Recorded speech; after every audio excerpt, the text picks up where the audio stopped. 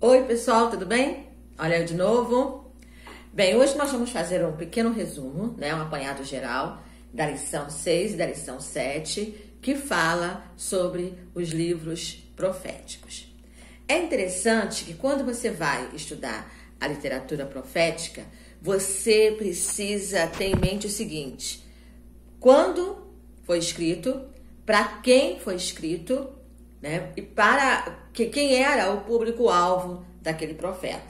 Porque nós temos alguns profetas que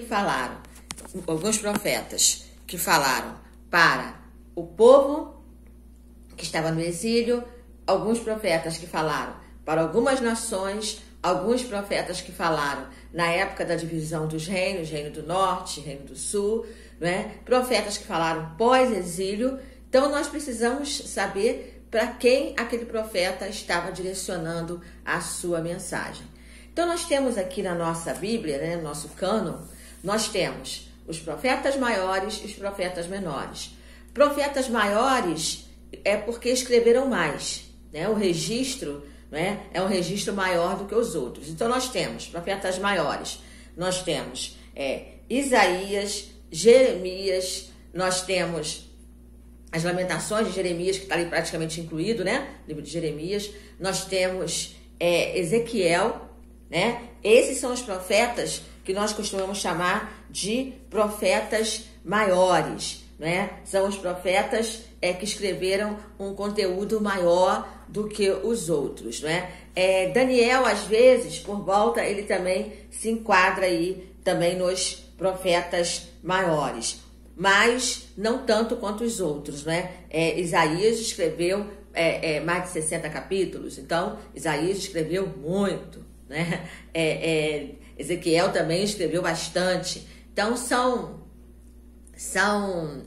profetas que deixaram um legado maior, tá bom? Mas é importante que quando você for estudar, pesquisar, ou até mesmo de repente você queira pregar ou trazer uma reflexão dentro de um texto profético, é interessante que você descubra para quem foi escrito, para que grupo de pessoas foi direcionado aquela profecia, Dentro dos profetas menores, nós temos profetas também que profetizaram não necessariamente para o povo de Israel, como é o exemplo do profeta Naum. Nós até tocamos nesse assunto na sala de aula, eu me lembro que nós falamos um pouquinho sobre ele. Naum profetizou para a cidade de Nínive, falou sobre a destruição da cidade de Nínive, que Nínive seria destruída. Em contrapartida, Jonas, que é um profeta pequenininho, Jonas profetizou para Nínive, para o arrependimento, e Deus preservou a cidade de Nínive. Também Jonas foi um profeta que foi fora daquela região ali de Israel. Eu costumo dizer que o profeta Jonas começou ali digamos assim, a junta de missões mundiais, Porque ele foi missionário, ele foi um profeta fora da sua região. Então, em contrapartida, Jonas profetizou para o arrependimento de Nínive, profetizou para que Nínive se arrependesse.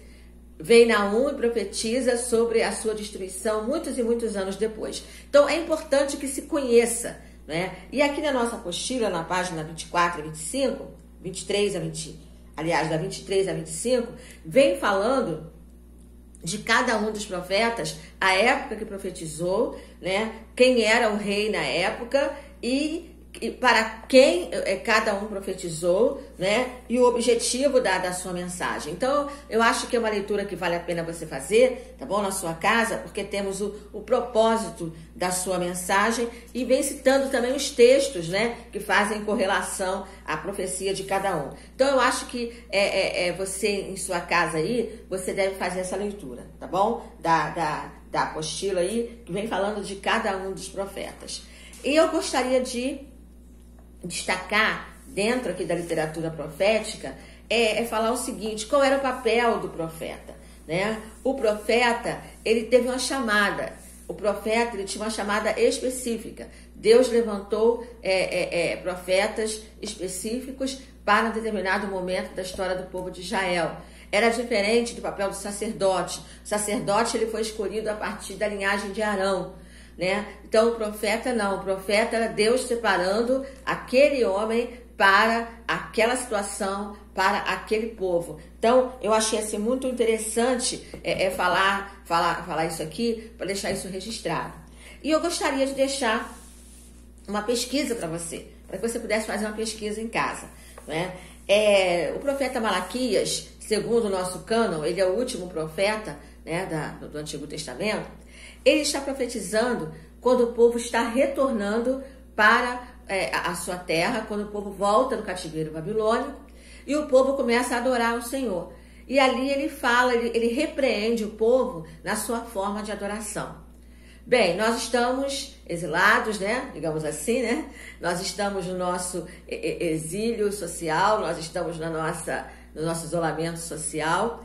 E quando nós estaremos retornando para o templo, que tipo de adoração estaremos realizando? Como estará o nosso coração? Muitos de nós, graças a Deus, estamos realizando nossos cultos online, inclusive a própria igreja da Pauliceia tem o seu culto, e eu acompanho alguns desses cultos pelo YouTube, né? Algumas igrejas estão envolvidas nesse momento. Mas isso tudo vai passar e nós vamos estar daqui a pouco nas nossas igrejas, no nosso templo, adorando ao Senhor. Então, qual é a adoração que estaremos entregando ao Senhor? Então, pesquisem sobre a adoração que o povo de Israel fez na época de Malaquias e qual foi a repreensão que o profeta deu e o que isso tem a ver conosco, tá bom? É só por curiosidade, tá? Então, façam essa pesquisa e leiam sobre o profeta Malaquias que vocês vão se surpreender. Às vezes a gente só lembra de Malaquias 3:10, mas Malaquias tem muita coisa, muito mais coisa para nos ensinar, tá bom?